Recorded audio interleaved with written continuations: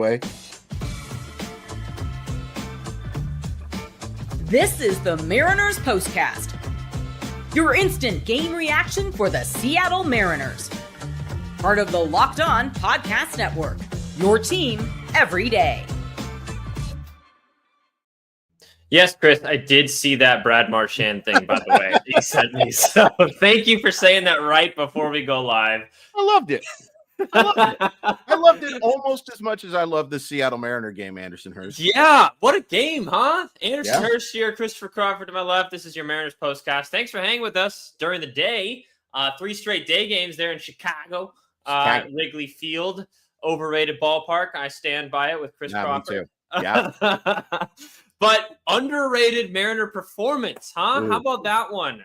So good. Kirby struggles, but the offense, man. I get that the wind was blowing a little bit, but Cal Raleigh's MVP is still there for the taking, from my opinion. I still think there's a possibility that it might happen if he continues to do what he's doing now.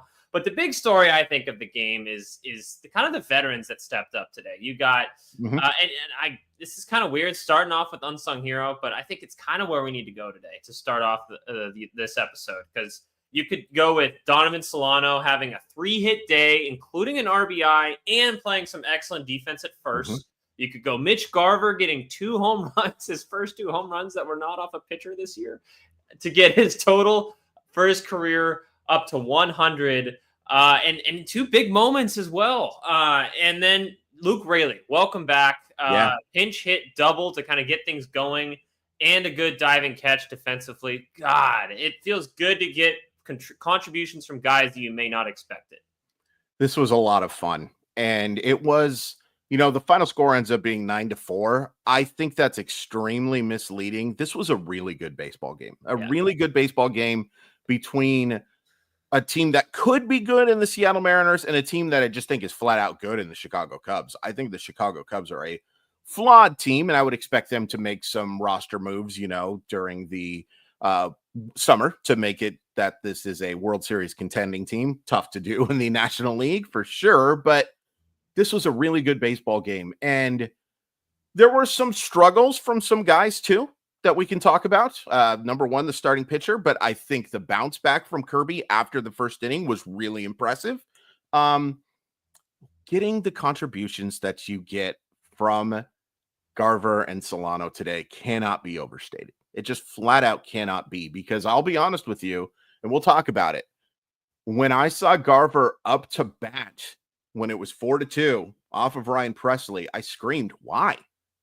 And then I remembered, I know why, because they lose their DH, because they have to move Cal. And I'm just so happy for him. I'm happy for him because, and I'm happy for both Solano and Garver, because these are good dudes. And good dudes doesn't mean that you should be on a Major League Baseball team. We saw a good dude get designated for assignment today. But it's awesome to see when those guys are rewarded. And it's awesome to see when those guys are maybe not the reason that you win, but a focal point of the victory, an absolute focal point of that win. This is, in our time doing this is my favorite win of the year by far. Really? Okay. Wow. Garver was DH, by the way, so you could easily pinch hit for him and not lose your DH, just so you know. That's true. But if there's an injury to go to Raleigh, then you're, you know what, and far from home. It's just not and it's something that I hope Ty and Colby, if they haven't talked about it yet, and they do a great job, but I'd love to hear their thoughts about adding a third catcher to this roster so that you can start making more roster moves, right? So you can, or it's not roster moves, but in-game decisions, right? Yeah. Somebody who can just handle catcher, not a emergency situation guy, a guy who actually has the ability to be behind the plate and maybe play the corner infield and some corner outfield spots too. Those are rare. Yeah. One of them could be Harry Ford, but we'll see. If only you had a guy in AAA. It's one of your top prospects that's hitting really well. Yeah. That would be so perfect, wouldn't it? It certainly would, but it's a tough one. It is a tougher one than I think people give it credit for, but just seeing those guys swing the bat the way they did, Kirby battling, Matt Brash battling, not using your closer again. There's just so much to talk about from this one, but the overall experience, it looked like it was going to be an ugly one. And I think we can just kind of start with the starter, right? Yep, let's start with the start. That first inning from George Kirby was awful. And I thought he was going to get away with it. So Mariners get one in the first, right? From a guy that we might talk a little bit more about. He likes big dumps. He does. He's got dumps like a truck for sure. Immediately, Ian Happ hits that home run. Then he gives up 2 hard hit balls. I thought Julio caught that ball actually at first in the gap, but it was a nice play. And credit to Seiya Suzuki, one of the more underrated players in baseball. He gets that double at second and third. And then he does a really nice job getting those next 2 outs. And I was like, okay, he's avoided it. And then Michael Busch does a fantastic piece of hitting and dumps that ball into left field for those 2 runs. He's a good player. Cubs have a very good lineup. It's a very fun team to watch when they're not playing the Seattle Mariners anyway. But after that first inning, I thought Kirby settled down very nicely, and the command looked so much better. He ends up giving up that homer, so what could have been a quality start ends up turning into a pretty middling one in terms of the results. But I don't think you can completely ignore how much better he looked from innings 2 through 5, right? Like, this could have been an easy disaster start for George Kirby. At the very least, he kept them in the game, and he allowed that offense to work back. It's not George Kirby at his finest whatsoever. This was, in my personal opinion, a step back from those previous 2. Obviously, it's a step back from the 14 strikeout effort. Obvious point is obvious. But this wasn't even as good as last time out, 5 innings of 2-run baseball. But I will give him credit for battling and keeping Seattle in the game through it, because it was clear that George Kirby didn't have his best command today. Another knock on the George Kirby starter, I guess, observation is that it was once again Cal Raleigh catching him today. Yeah. I'm going to keep bringing this up until I notice a difference in the trend. Sure. Unless he just absolutely deals with Cal Raleigh behind the plate, or he gets Mitch Garver and he still ends up struggling a little bit. I'm just going to point it out. I mean, he's only had 1 start with Mitch Garver this year. But that happens to be his best one by a large margin. And I looked at the splits last year with Cal catching versus Mitch catching. It wasn't astronomically different, but it's almost a whole run in ERA. So I don't know if there's something there. I'm going to keep looking out for that, especially because today you went up against a left-handed pitcher. So you could easily have justified catching Mitch Garver and DHing Cal Raleigh. Yeah, and I will say this. Number one, the way Kirby looked, Mitch Haniger could have been catching it. It wouldn't have mattered. Like in the first inning. So it's not, I don't think it was that. But the other thing I will say is, if George Kirby wanted Mitch Garver behind the plate, Mitch Garver would be behind the plate.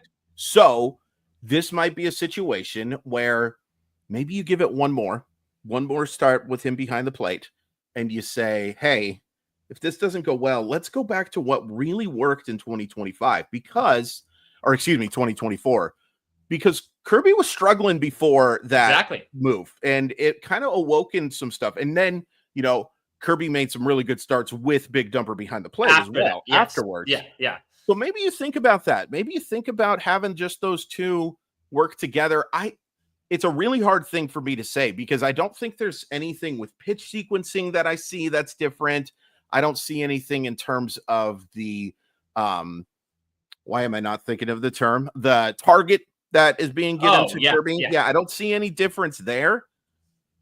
But maybe it's just a comfort thing. Maybe it's just George Kirby likes seeing that guy behind the plate, and I don't know. It's a really weird one. And the way Garver hit today makes it easier to justify him being in the lineup as well.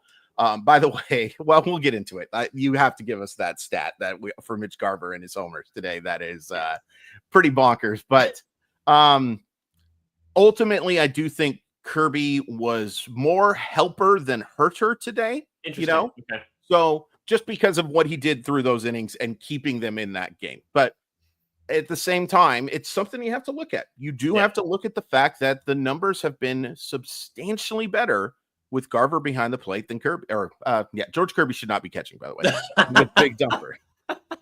Yeah, I'm with you there. Let's give our sponsors today a little love, and then we'll have a fun conversation about Unsung Hero because Sure. I really want to talk about it. We'll obviously talk about Cal's big day Mhm. as well.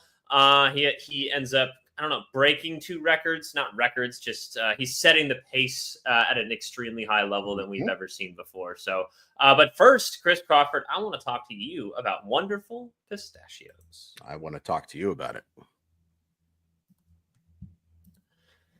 I think everyone wants to talk about wonderful pistachios, to be honest, because if you're looking for a snack that's both delicious and nutritious, crack into a good source of protein with wonderful pistachios. Wonderful Pistachios is one of the highest protein nuts. Each 1 ounce serving has 6 grams of protein, giving you over 10% of your daily value. Plus, they're packed with fiber and better for you unsaturated fats to keep you feeling fuller longer. So all of that is true, Anders. For me, there's something satisfying like watching a close game like today, having something to crunch on, having a nice snack to crunch on so that you kind of feel like you're out of control, but maybe in control of your snack. I love Wonderful Pistachios because I get that crunch and they taste awfully darn good too.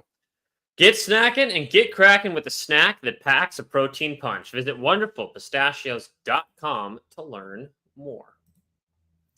Let's talk about some FanDuel now. And the NBA playoffs are almost finished with the finals coming to a ultimate Game 7 on Sunday. And every night delivers highlight-worthy performances, major momentum shifts, and can't-miss moments. Whether it's a game-winning shot or a breakout player, there's never been a better time to get in on the action. FanDuel makes it easy to stay in the game before tip-off and live with player props, performance trends, and same-game parlays. Fans have more ways than ever to play smart and win big. Please. Please. Are you one of those people that, like, you bet against the team that you want to win so that you win either way? Are you ahead? No.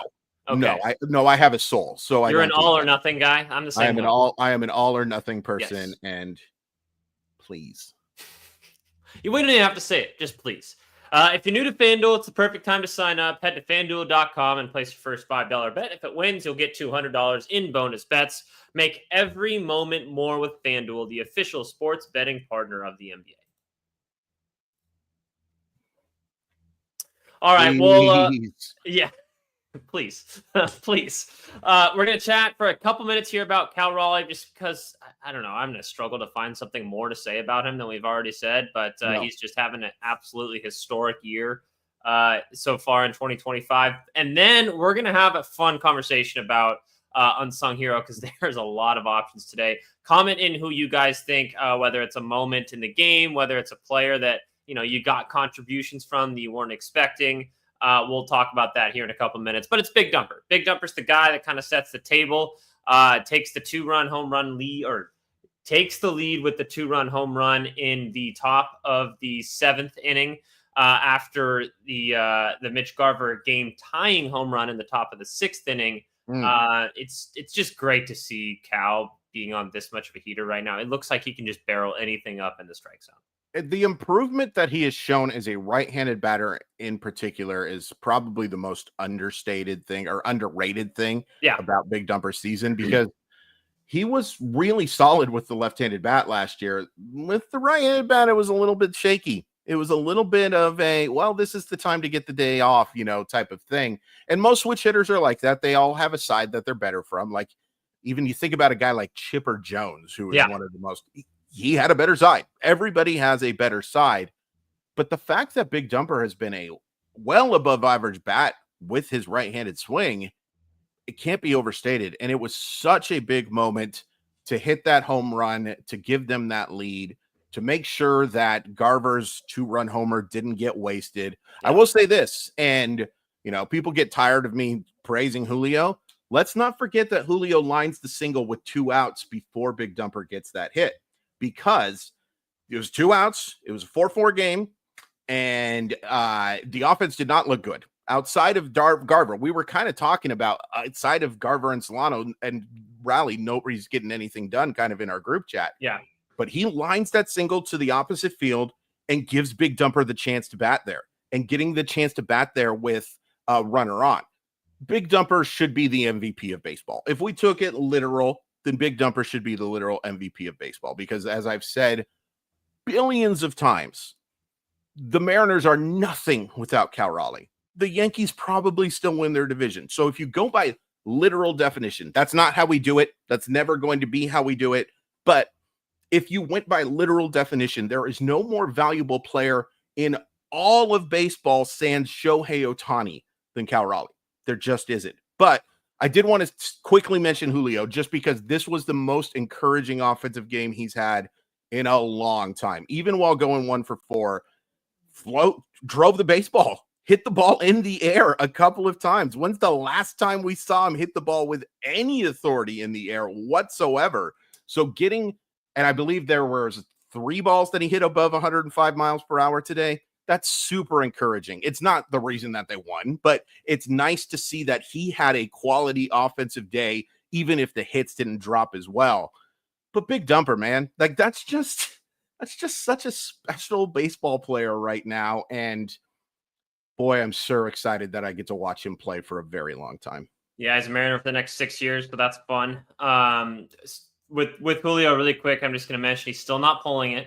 So that's going to be the next step for him. Yeah, I mean, the center field is not technically polling, but that's fine to me, right? Like if you're hitting the ball into the center field gap, yeah, but what you're saying about pulling the ball to left field is absolutely true too. Yeah. But I will take driving the ball to center field as well. A couple of balls today that were into the outfield that had a batting average expected above 600. Maybe it's a little bit beggars can't be choosers in that situation, but it's great to see hard contact.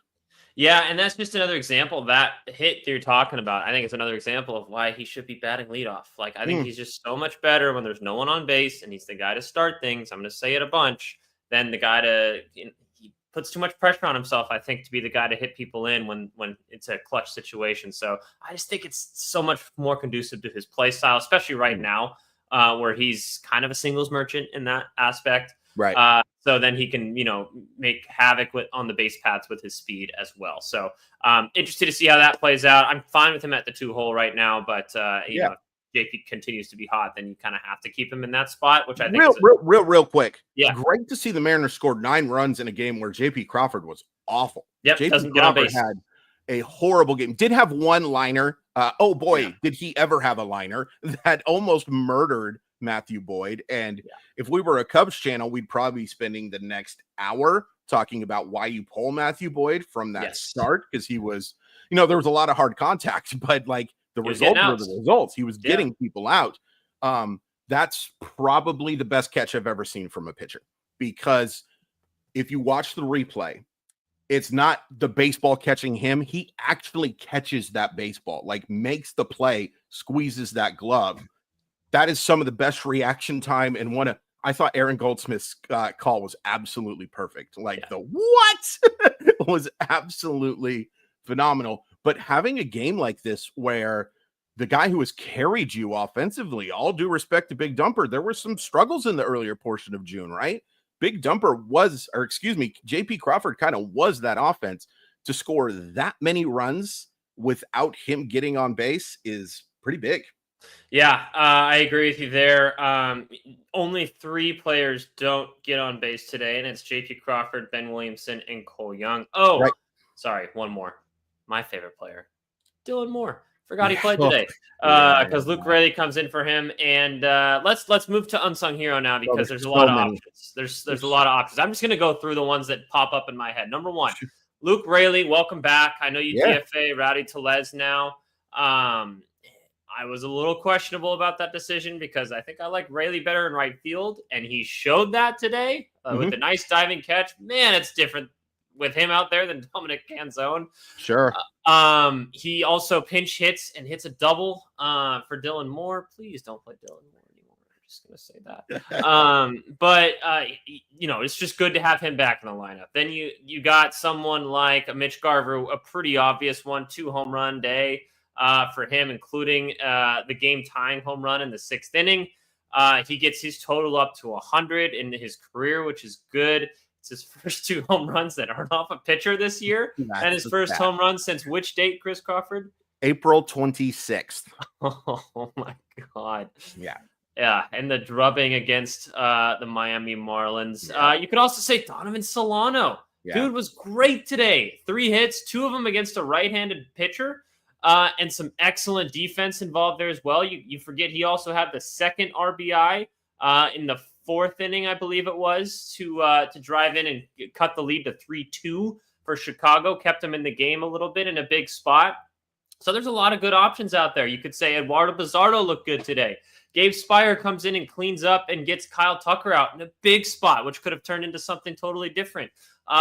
Even Legumina in the 9th inning when you don't have to go to Munoz. He looks pretty solid, getting the double play when he absolutely needed to. Who, out of all of those, is there anyone I missed? Yep. And that's why he's going to be my unsung hero. So I'm going to take the literal definition of it, kind of like we were talking about with Big Dumper, the literal definition of most valuable player. We didn't talk about Randy Rosarena. Oh, yeah. 3 for 5 with a couple of runs scored. And it's so nice to see him looking so much better at the plate lately. And we've talked about this a bunch too. We can't help it. We're literally on here every single Seattle Mariner game, right? He goes through these things. That's literally been the reason why you want him on your roster, and the reason why he's not like a MVP candidate is because he has these lulls. He has these times. Well, it looks like he's breaking out of that lull. By the way, I didn't get a chance to talk about it yesterday, so I'm going to talk about it today. MLB scorekeepers need to be that's the worst call I've ever seen from a scorekeeper. For you to call that a double instead of an error on Jaron DeLand is criminal. It's criminal. I'm glad it worked out for a Seattle Mariner, but he drove that baseball, right? And you're starting to see him look so much more confident at the plate. I thought he had a really nice game. Before you mentioned him, I was literally going to go with whatever player he didn't mention, by the way. Okay, great. So it was there. I was thinking it was going to be Gabe Spire because I thought that was probably the biggest out of the game. Yes, for it him was. to get that guy out there. Gabe Spire is going to get lefties out. I know he had that one issue against James Wood. Everyone's going to have, like, it's nobody's perfect. Nobody's perfect. I was really impressed with what Gabe Spire did there. And then, the rest of the bullpen does fine. I would say if we were going unsung villain, if it wasn't Dylan Moore, we almost had an unsung villain moment from Matt Brash. That did not look good. That did not look good whatsoever, but good for him becoming a more complete pitcher as we see. But man, it's tempting to go with Solano as well, because that play to end that inning was spectacular. The dive to stop, yeah. All due respect to my big beefy boy, Rowdy Tellez ain't getting to that baseball. No chance, man. And it's not like Donovan Solano has like elite range there. You don't need to at first base. No, but it is nice when you can get that play. And credit to Brash for getting over to first base as quickly as he did. We saw George Kirby almost make an oopsie daisy earlier in the game where he was a little late. Yeah. Very nice job by Brash getting to that baseball. But gosh, you could go with so many guys. Ben Williamson made a couple of terrific defensive plays today. The double play to end the game, that flip is a really difficult play. It would be tempting to just cut across and make the easy out at first. No, he had enough confidence to make that flip.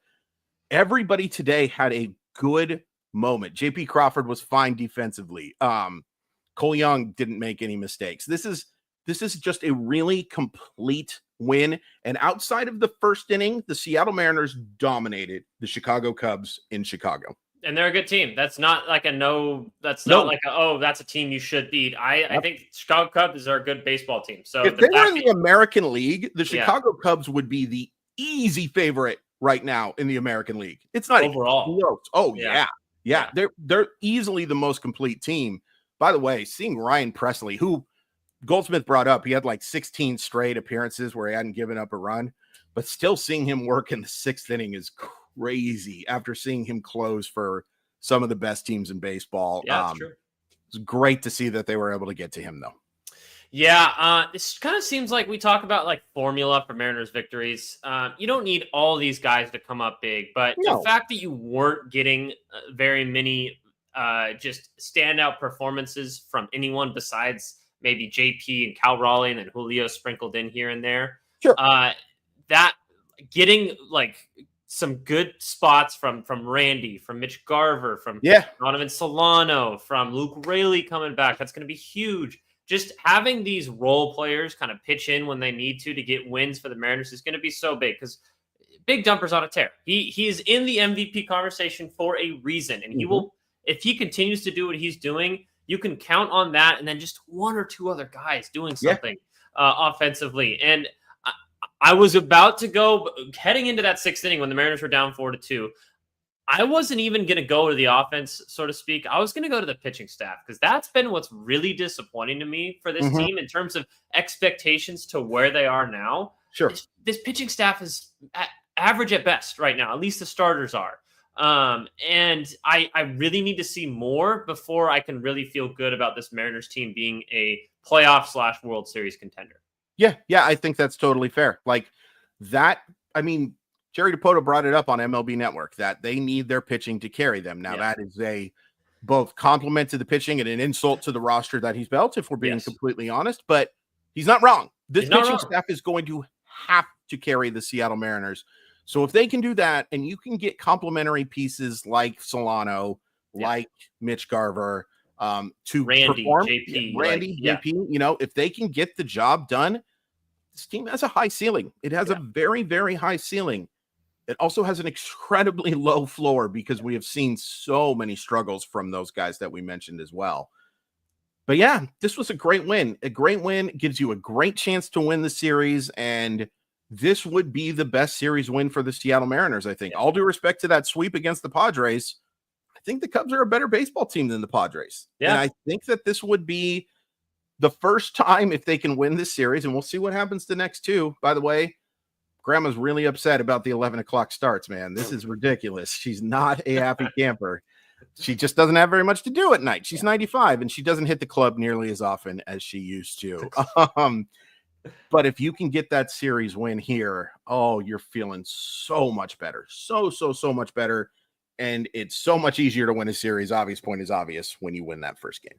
Yeah, and James, I didn't expect the starters to be as good as last year either, but it's not just last year that they were good. It was 22, 23, and 24 that this team proved that they were an at least top 5 starting rotation in baseball. And they just haven't been this year. They just haven't been. And some of that due to injury. Some of that due to injury. Some of that due to Bryce Miller injury / regression, and some of it due to just some inconsistent results. Inconsistent results outside of Castillo. There just hasn't been a ton of consistency. I guess Brian Wu belongs. Brian Wu, Castillo have been good. George Kirby hasn't really been great. Bryce Miller hasn't. Like great to get Gilbert back, obviously. Getting Logan back is super helpful, and he looks like he's back, like fully back. But I think George Kirby's kind of the linchpin in all that. If he can get back to what we saw, like a top 5 Cy Young voting guy in 2023, then that changes everything for this pitching staff, and that's something that I feel like we can lean on. But all right, guys, 11:20 once again tomorrow. I believe, who do we got tomorrow? Emerson Hancock against Cade Horton. Cade Horton is one of the better pitching prospects in baseball. This will be a very interesting test for both him and for the Mariners. He has really good stuff, a very, very good secondary arsenal that he can throw against Seattle. First time looking at him, that can obviously be a little tough, but for me, it's just avoiding the disaster from Hancock. Like if he can pitch the way he has for the overwhelming majority of the year, you got a real chance of winning this game. Yep. Emerson Hancock, he's been good lately. So hopefully he can continue that against a really good Cubs lineup in a, as we saw today, pretty hitter-friendly ballpark, at least when the wind's blowing out. So that's a I thought we were going to get actually more runs than we did today. I did too. Today. I remember it, like that was the place where Jared Kelenic hits it like 500 feet, and I was like, how did that happen in 20? Whoa, you went Nathan Bishop there. Kelenic. Wow, man. I said Kelenic. I said Kelenic. I'm gonna replay it for you, and you're gonna be super embarrassed. All right, chat. Did I say Kelenic or Kelnick? Tell me. All right. Anyways, moving on. He doesn't deserve me to get his name right anyway. All right. We'll see you guys tomorrow after the final pitch of the Mariners versus the Cubs. Let's go get the series win tomorrow. Talk to you guys then.